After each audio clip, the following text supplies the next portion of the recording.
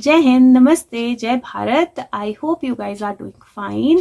And today, what I'm going to talk about is little different, but it is very, very important because I'm going to talk about non-veg or the tamasic food like the onions and the garlic.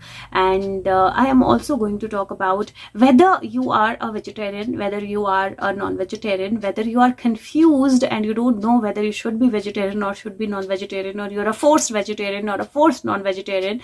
Please do watch this video because this will help you understand why and where this vegetarian and non-vegetarian concepts came and how do you apply in your life. And this came like a download to me yesterday night, so it was like as if somebody is telling it in my head. And when that happens, so I have to share it with you guys. First of all, there are a lot of people or a lot of I say agencies of so-called they call themselves agents of God, but they are not.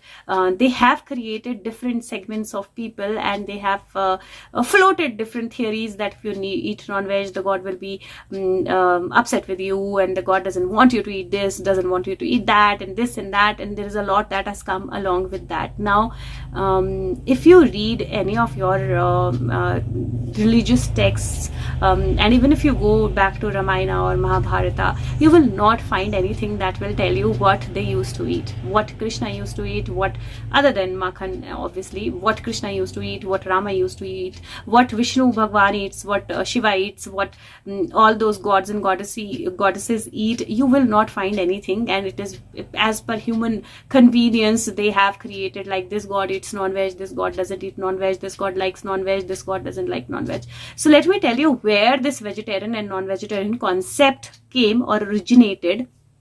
Because if you go back to Gita, Krishna has only said that decide whatever you eat, the food you eat becomes you. So you have to decide what you want to eat and what you don't want to eat. Why did he say that? So the context is in our Sanatan Dharma. And why I say context is in our Sanatan Dharma, because Sanatan Dharma is all about your body and your mind and balance and logic. So there is a logic in it. So earlier in the old times, the people were divided into four main groups, right? So there were Brahmins, there were Kshatriyas, who were the fighters, there were Vaishya, who were the business people, and then there were Shudra, who were the people who will do the normal basic work, right? So these were four categories. Now when you go through these four categories, the Brahmins, the main work that Brahmins had were worshipping, right? So they will do yagyas, they will do yajnas, they will do havans, they will sit in that posture opposition of sitting in one place, one posture for multiple hours altogether, right? Now at that point in time, Brahmins were not allowed to eat non-veg. Why? Because when you eat, or even tamasic, right, the onion, the garlic, I will tell you why. Because when you sit in one posture for such a long time and you are meant to do some kind of a yajna or some kind of a procedure which is related to God, you need to be mentally very balanced, you need to be open, you need to be alert, and you need to be in that energy where you are divinely connected, you are able to do what you are doing, you need to remember your prayers.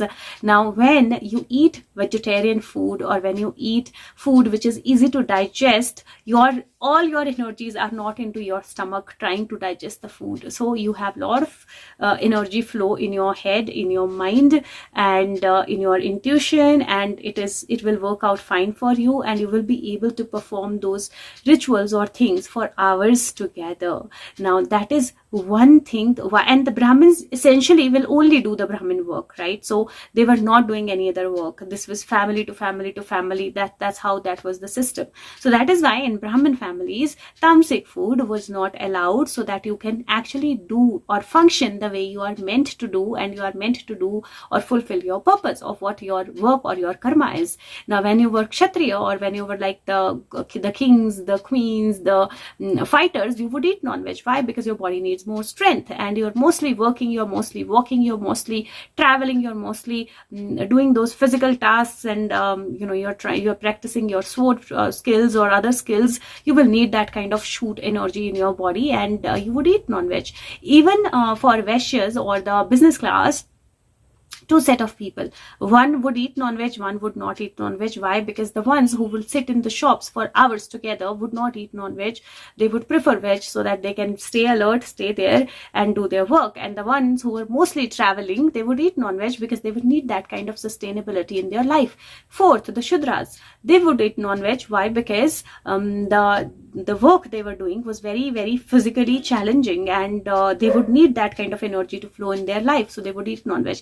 This is how the vegetarian and non-vegetarian concept came in Sanatan Dharma. It was purely based on logic. Now what happened is that some group of people, for their personal benefit and for growing their business, which in the name of God, they developed certain branches and started saying to people that, okay, the God doesn't like this, God doesn't like you to eat non-veg, God doesn't like you to do this, put like a statue of God in your home, or keep Laddu Gopal or Krishna or this or that at your home, and you cannot eat non-veg, you cannot have onion garlic, you will have to have sattvic food, you will have to have this. But gods, like, go back and read and try to find out if there is any reference to what gods eat. There is no reference anywhere to what food the gods were eating. Now, if you think about gods, when you think Brahma, Vishnu, Mahesh, if you think about Vishnu, he has taken multiple reincarnations. He's taken that human body, he's taken that animal body. And if you see, there was Kurma, which was the tortoise avatar.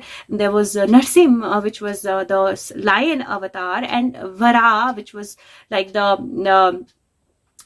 I think it was the wild pig avatar. Now when you take all those avatars into the bodies which eat non-veg, which are the animals essentially eat non-veg, you won't be taking those avatars if you were so against non-veg. They have taken those avatars to tell you that the progression of life and all the forms of life are equal to me. It does not matter to me what you eat and what you don't eat. Even if you go back and see Shri Ram, he was part of Kshatriya family, and for sure they were doing they were eating non-veg also, and they used to hunt the animals also, right? So because that's part of their routine. Why was the hunting there? Hunting was there so that you develop that like a mental strength to kill the somebody who's right in front of you and who's trying to kill you, or who you have a war going on with, because you will have to not be very emotional. So I think hunting was the part that was associated there at that time to prepare you from your childhood to be mentally strong and not be very emotional about that. So that's where the hunting came in. So basically our Sanatan Dharma is based upon logic, pure logic. So when you have to decide whether you want to eat non-veg or not, when you have to decide if you want to eat tamasic or sattvic, decide based upon your work. So basically, if you are mostly working in the offices, so when you're working in offices, what happens is that you're sitting on the chair for a long time, long hours. You need to be mentally alert. If you eat non-veg and heavy food and go to your office, anything heavy, forget about non-veg, anything heavy, you go to your office, you will not be able to concentrate on your work, because all the energy will be running in your tummy.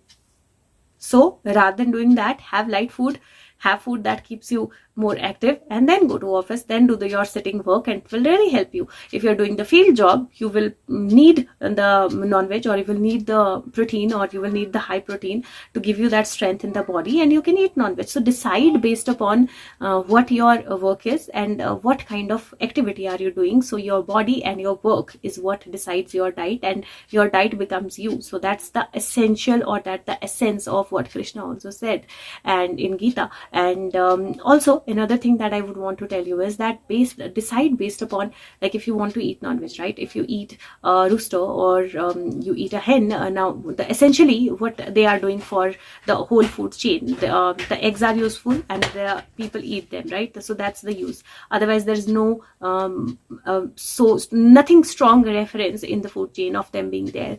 But if you see a cow or a bull for that matter, they have a strong reference. Even a buffalo, they give you milk. Even their dung is kind of useful, or their physical strength is used for plowing. So there are so many other benefits that they carry. Based upon that, there is a in Sanatan, based upon that, there is that differentiation of what you can eat and what you cannot. So if you see, Sanatan is all about logic. And now I would request you, if you can share it with everybody that you know. I don't do that usually. I don't ask you to share the videos, but I will really request you to share this video with everyone that you know, so that you know and they also know what is the basics of your making your choice. And don't make the choice based upon the God will be angry with you, or you've kept a God in your home and you cannot eat this, or you cannot eat this. This is completely based upon what kind of work you do, what is your karma, and then accordingly you decide. So decide, make a informed and logical choice, and know that Sanatan is all about logic. It's not about fear. It's not about what will God do with you or what will God not do with you. And that is why some god and goddesses eat non-veg, some gods and goddesses don't eat non-veg. So it is actually a choice that has been given to you. So decide based upon that choice. And thank you so much. I hope this helps you. Thank you. Bye bye. Jai Hind, Jai Mata Di.